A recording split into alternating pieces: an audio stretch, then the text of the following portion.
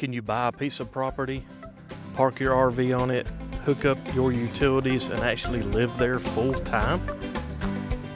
Well, that's exactly what we're doing. We live full time in our Riverstone Legacy here on a little over 10 acres. But is having your own RV home base really better than staying in an RV park or campground? Today, I'm going to tell you why this works for us, some things you need to think about before buying property, and whether we'd choose this lifestyle again.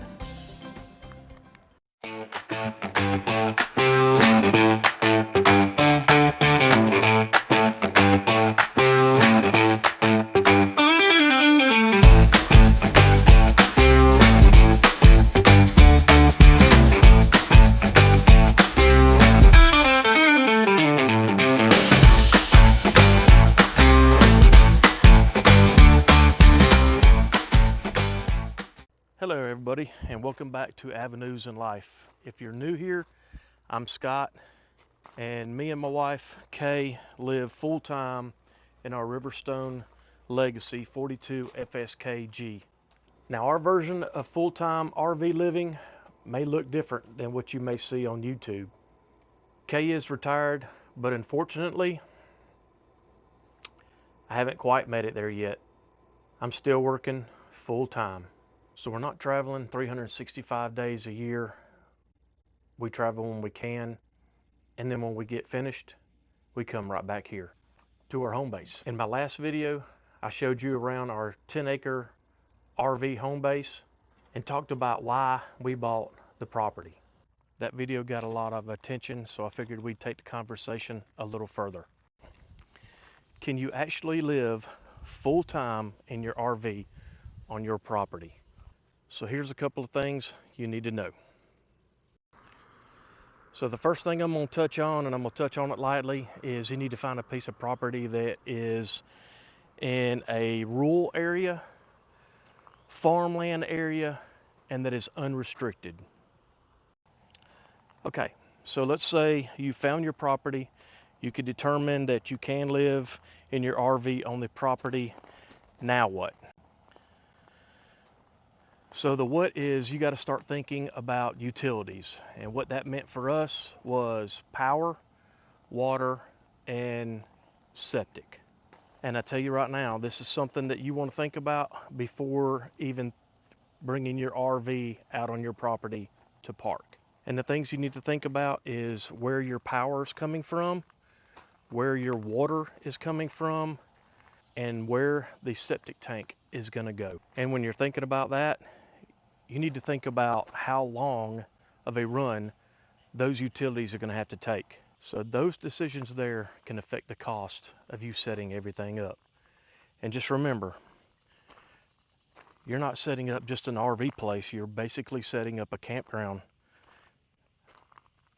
And you are the owner of that campground. So instead of pulling into a campground normally like you usually do, and everything is already set up,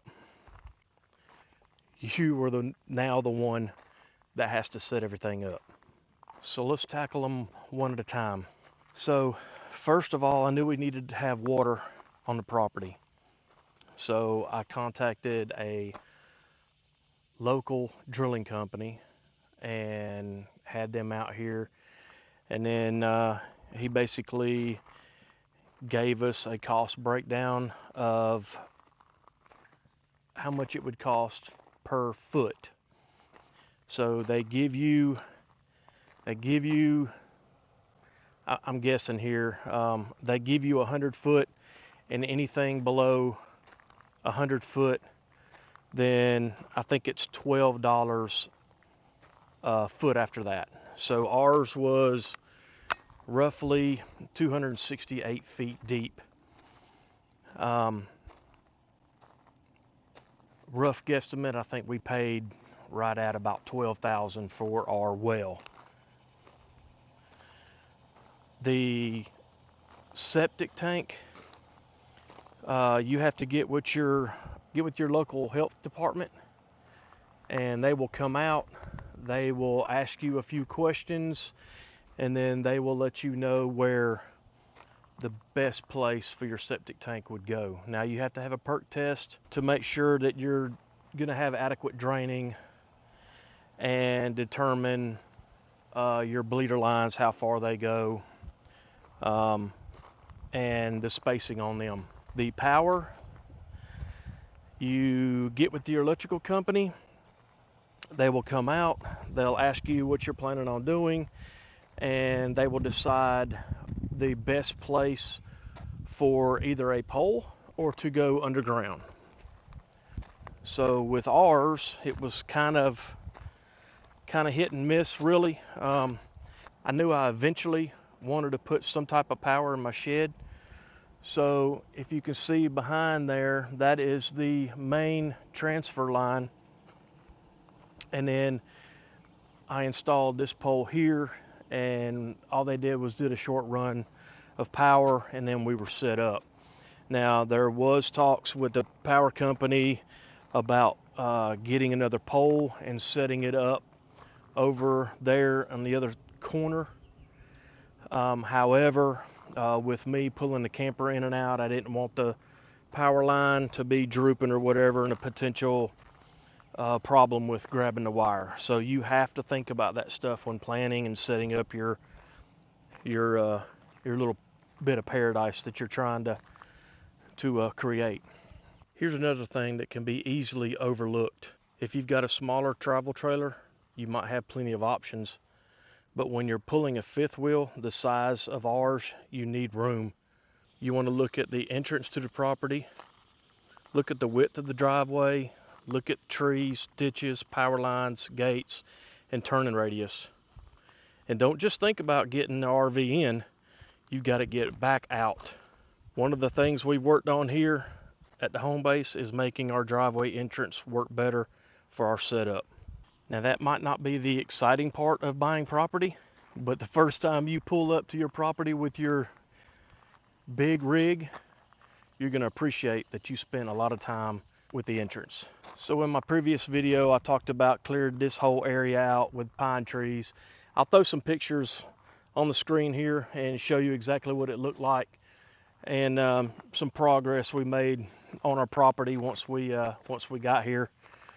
That's another thing that you're going to need to consider. You're going to need to consider equipment.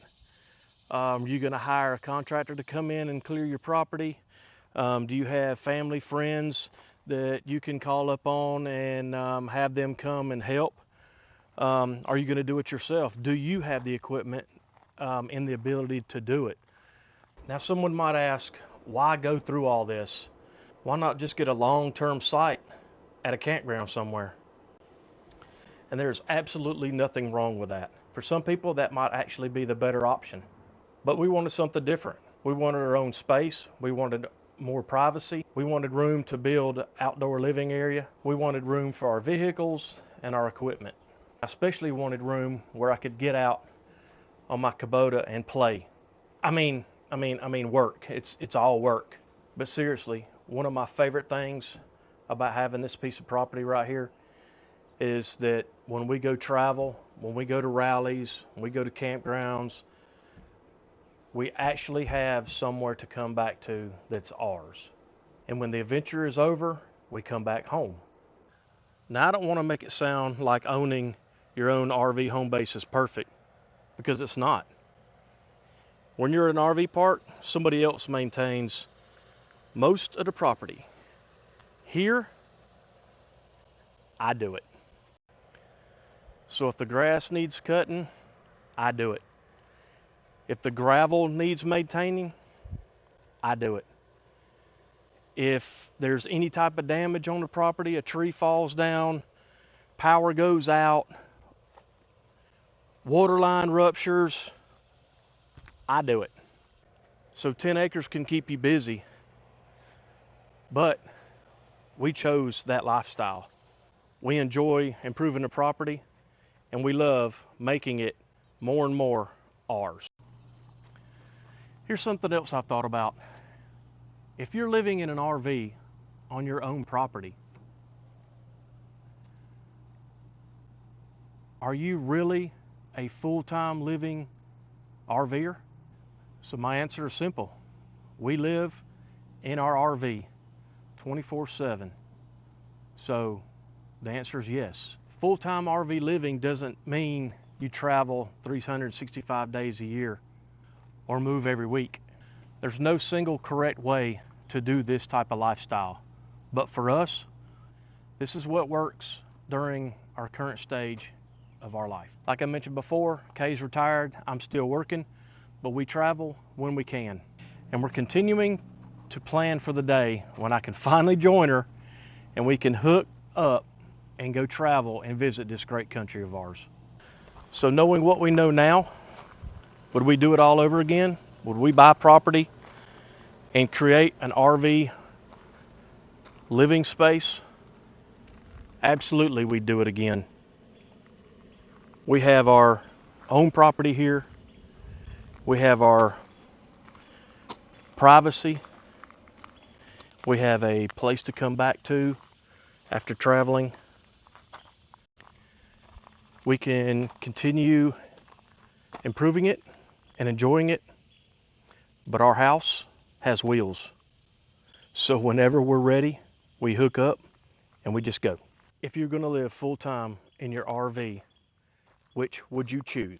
Would you rather own your own property and live in your RV on a place like this, or stay in RV parks or campgrounds and move whenever you wanted to? So leave me a comment below and let me know which one you choose. I would love to find out what everybody's opinions are. If you're interested in creating your own RV home base, make sure you check out our previous video where I take you around our 10+ acres and show you what we've done here. And if you're new to AvenuesNLife, we'd love to have you come along. We share full-time RV living, campground reviews, home-based living and projects, and everything we learn along the way. So hit that like button, subscribe if you haven't already, and we'll see you on the next adventure. We're AvenuesNLife, navigating life's avenues, one adventure at a time. Until my next video, guys, safe travels.